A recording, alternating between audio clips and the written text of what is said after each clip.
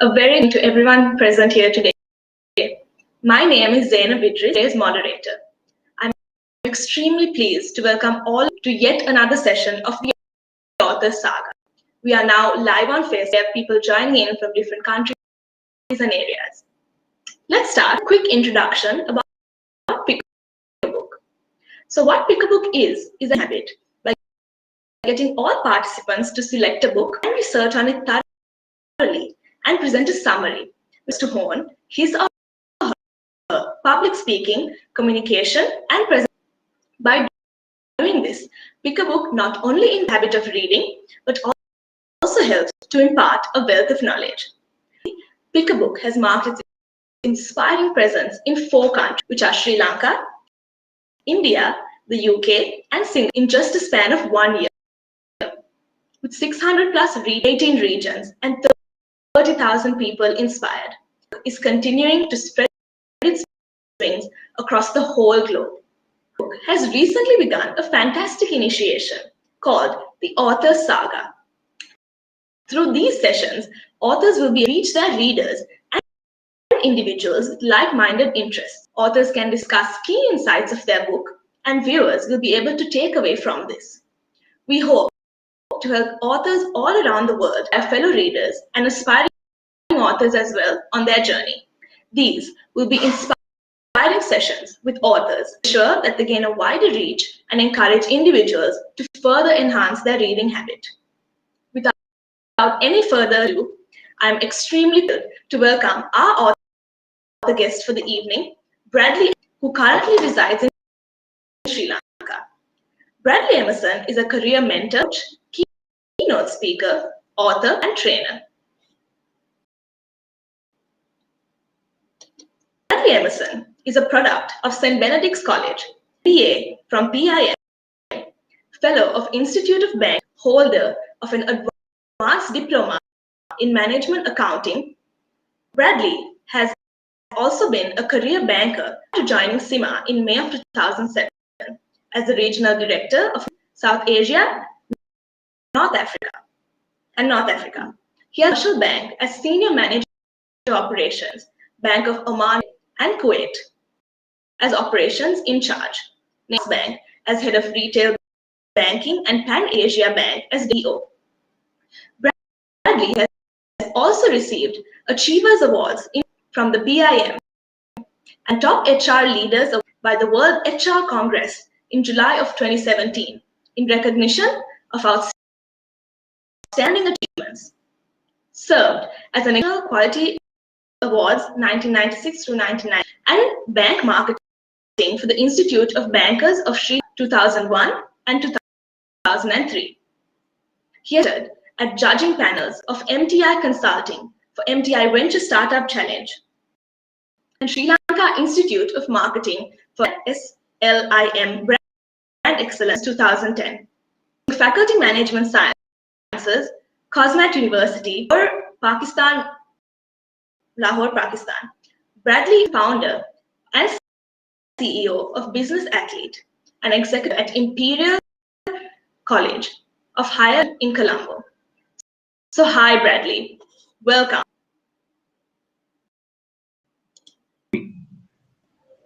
Thank you so much. So we are actually so glad, and we'd like to thank you for joining us on the Author Saga. We are more than delighted. So today, Bradley's outstanding book, Role, a diagnostic approach to. So Bradley, before we actually dive into this book, I would just like to ask some significant highlights and turning points that you have had in your life. I wonder how long you have to listen to this. It's been a very long journey. A couple of highlights. If I go back from the present, my movement to education from banking was a significant turning point, which drove me into understanding the needs of nations. And then I had a short stint at the government as leader of the private-public partnership unit, which also helped you to understand the potential this country has and what we are not doing to get the best out of that potential. Um, in terms of my career, you know, moving away from a comfort zone in profit-making banks and coming into a bank that was not doing well at the time I joined Panisha Bank.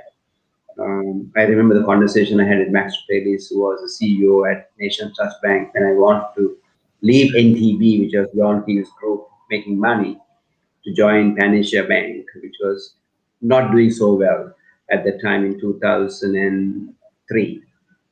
Uh, he asked me, "Are you sure? Have you seen the balance sheets? They're not doing well." And I said, "Yes, I have." And that bank can't go any further down.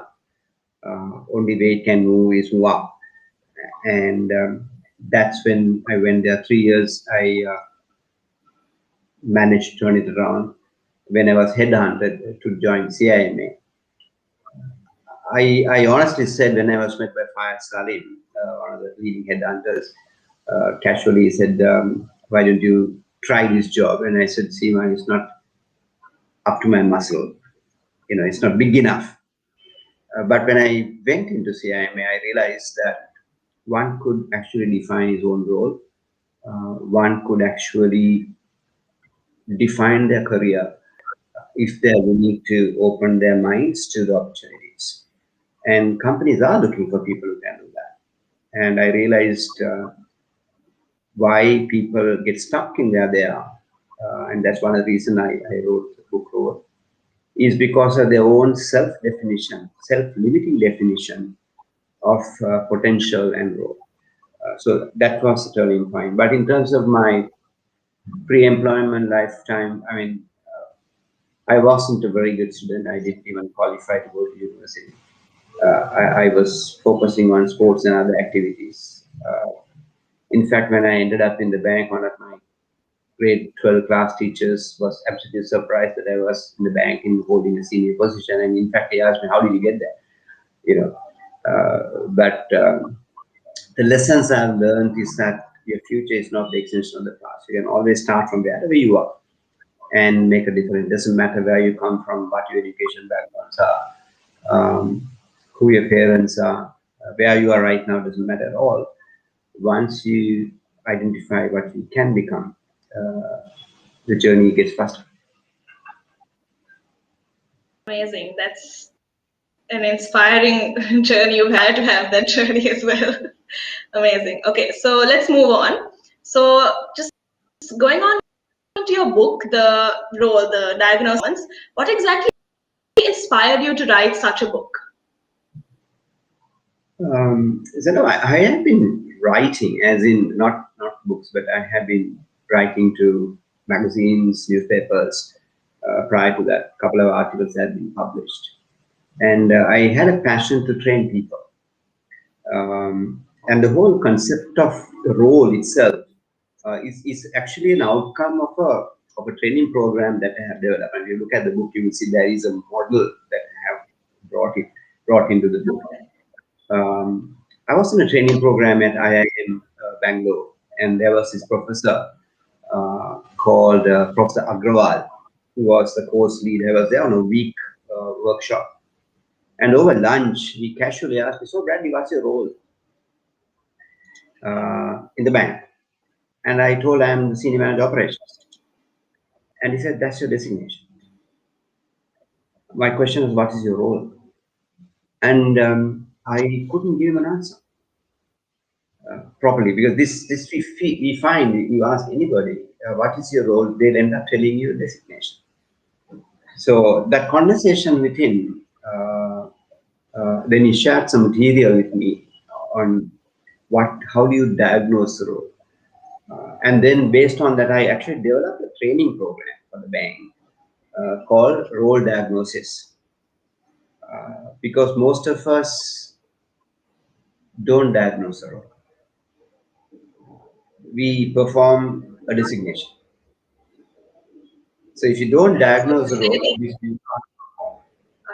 So then I actually started doing this training programs. I think I would have done about 30, 40 programs, public and within the organization. Then I thought, why don't I put this? Because I had the framework. Why don't I put this into literature? So that's how it all started. To put in words what I actually teach when I do this workshop. That's how it happened. All right. So would you say that one conversation with your fellow teammate kind of sparked him asking you what your role was? He was not my teammate. He was actually a course director on the program that I was following in Oh, India. all right. All right. And I realized the depth of that question. When people ask, so what is your role? See, the best example is if I'm an actor, I do different roles. What's your profession? I'm an actor. So what's the role in this movie? That's a different one. So that's why we need to understand the whole concept of a role. If you don't diagnose the role, you can't perform. All right, amazing. Okay, so moving on to our third. So how strongly would you say that you believe that all education and experience may really qualify for you to achieve a role, that performing and sustaining the performance in the role itself largely depend on what external factors that influence role? Well, I can summarize the book in response to this question. See, first thing I want to tell you, Zainab, the first question you asked, qualification and experience. That's changing fast, right? In a changing world, experience has fast becoming obsolete. We can count cash in counters. We use machines. I mean, we don't even use cash. So the way we have worked in the past is no longer relevant. I talk about it in the book where one of the cashiers who came and said, I've been working as a cashier for 10 years and not been promoted. So I asked him, so what do you do as a cashier? You just count up to 10, isn't it? So if you can count up to 10 for 20 years, doesn't make you better. So fast changing world will make experience obsolete. The education systems that we have in this country are filling the minds and not shaping minds. So when the filling becomes obsolete, we become obsolete. So today, the world is looking for cognitive skills. The world is looking for competency, not so much experience. Now, even Google hired a 14-year-old paying $1 million salary. They're not looking for experience anymore. They're not even looking for qualifications anymore. These are top brands in the world.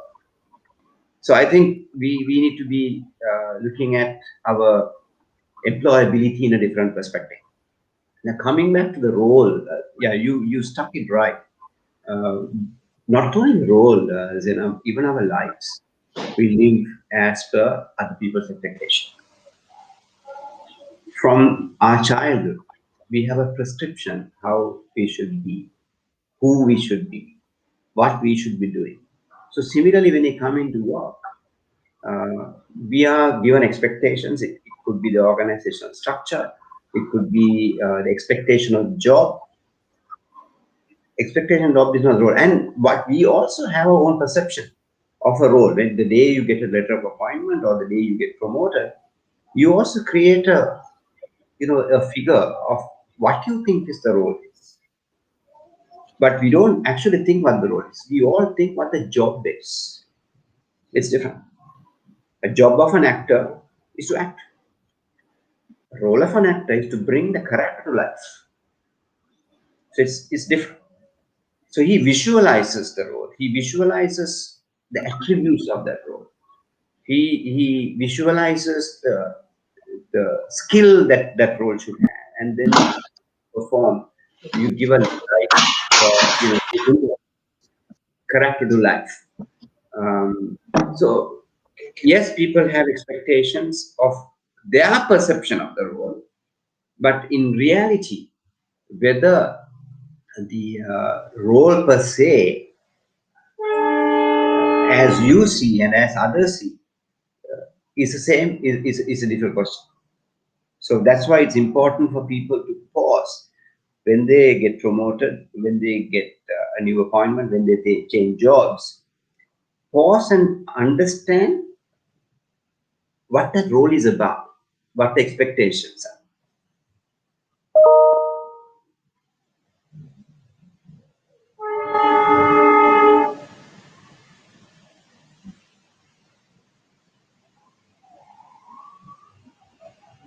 Right. While you come, I'm going to answer Sean's question. Um, See, actually, I got help from my daughter's schoolmate who was a young upcoming journalist. So what happened? See, she used to come and ask me to speak about the role. And if you read the book, it's very spoken language, and she would just record it and reproduce that. It took me about, in the process, I lost my laptop together with my hard drive, so I had to restart. It took about 4 months to write the book and get it out because the content was already there. There's not much research to do because it's a conceptual framework that I brought in, and it's actually a handbook. The people who read, my bosses who read, they said you should keep this at your desk because every time you change your job, you need to erase the past and you got to diagnose that new role. So in my book, I talked about visualization of your role. If you visualize what the role should look like, it'd be different. Zainab, in your absence, I answered a question that came on the chat. Yeah, sorry, I think cut off for a second. Yeah, it's okay. We'll continue. Yeah, I'm done with your question. If you missed me, then. All right, all right. Great. So moving on, actually, I'd just like to know how actually you managed to conduct for your book. And, can you just share a little bit about your experience and how the whole experience was basically conducting research and before you were writing? As I mentioned, Zainab, this is the written version of the workshop that I conducted. Yeah. So a lot of study, conversations with people, and it mostly self-diagnosis. That you look back in your different levels of work, and then you see what is that made me successful in that role? What is that made me not so successful in a particular role? Where did I trample the toes of my bosses? Where did I make annoy people? Where did I get very well recognized? I mean, at a commercial bank, I was rated twice the best employee of the year. So I went back and looked to see what is that made me that in that moment. So what I found is that subconsciously I was visualizing what I want to leave behind.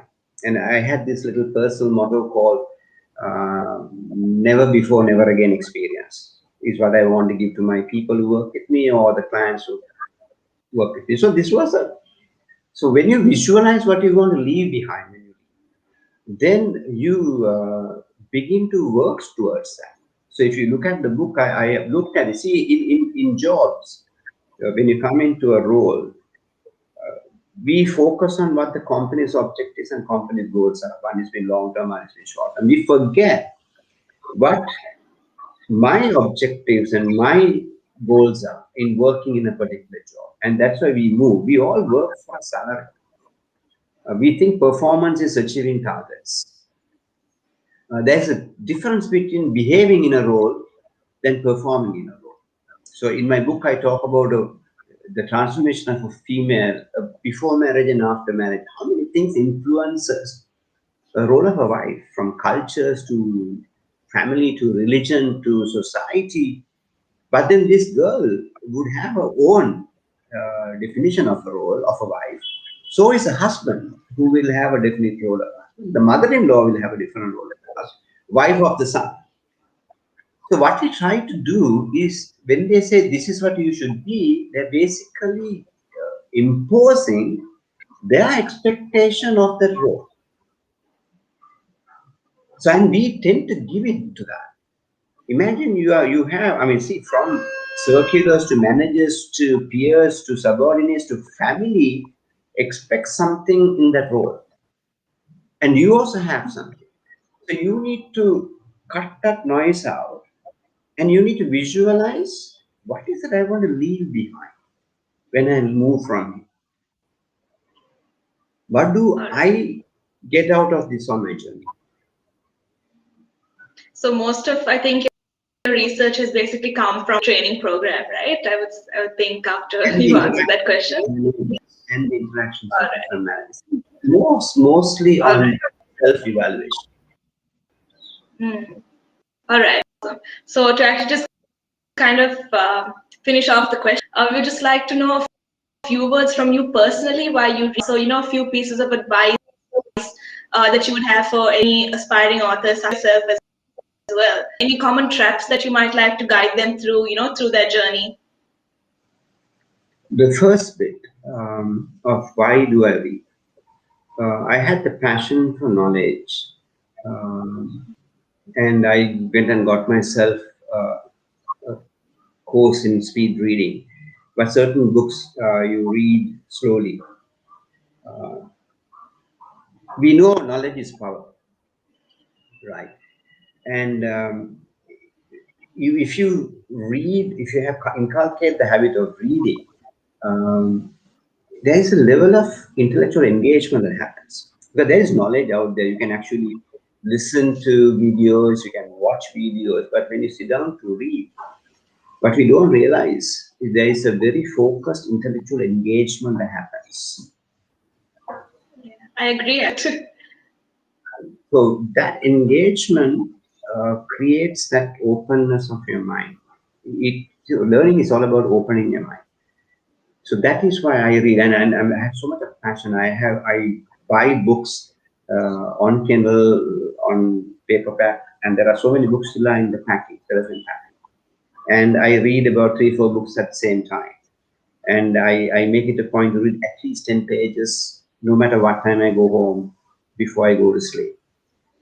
Because you wake up with ideas. Your mind, when you read before you sleep, you're triggering some thoughts to your subconscious mind.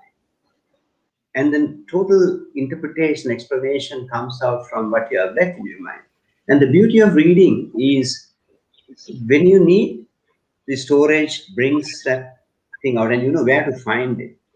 So, and see, there's different perspectives people bring. I read a book called Die Empty. It's one of the best books I read. And it's not about giving up on physical possessions.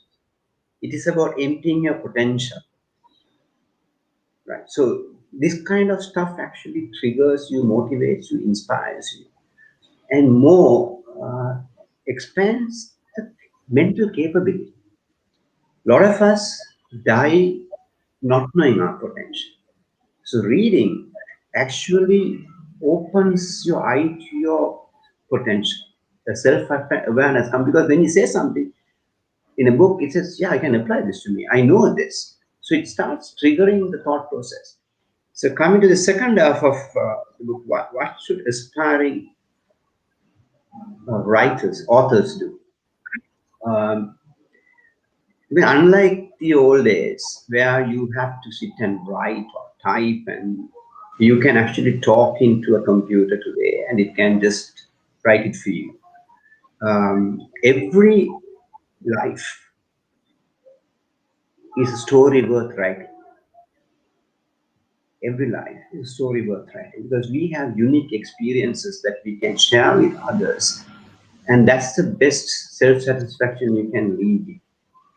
So, my message to people is you don't have to start writing books.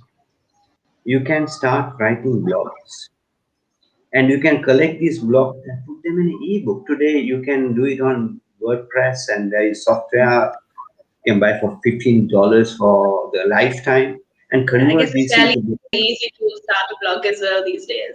It's much easier. So, when you have a thought process, bring it up. People may read, people may not read. But what happens to you is the fact that you have to organize yourself, you have to articulate, you have to get a story out, brings in a lot of mental capabilities. So it doesn't matter whether you're writing a book. I think my first article called Finding Nemo was about 3, 4,000 words maximum. right? So when something comes to your mind, when you can give a different interpretation, do it for your sake. Do it for your sake. And then suddenly you realize you have X number of blogs, just put them onto an ebook. Put them onto an ebook. And today you can leave a legacy. These books stay, and your grandchildren can say, "Oh, here's what this man had said." So don't feel shy. People are scared to speak. You don't have to be scared to write. Correct. Yeah. Yeah, that's some brilliant advice. And honestly, this was an extremely inspiring session. And I'm sure, going to read this book. And we also have a question here asking where you can actually purchase this book as well. So, would you like Right. to This answer book that? is available on Amazon. This book is available in Saraswati. But at the institute where I'm working at the moment, I'm teaching at IIHE. At IIHE, I'm giving it for half the price. So it's 1,000 rupees. I think I just got about just under 100 copies left of the first publication, or the second round of publication. So come up and read it. So, with that, actually, we have come to the end of our Saga session, which is a part of Pick a Book. So, again, Pick a Book encourages the reading habit in all participants to select a book, research on it thoroughly, and present a summary. And this also helps to public speaking, communication, and presentations. By doing this, Pick a Book not only inculcates the habit of reading, but also helps to impart a wealth of knowledge.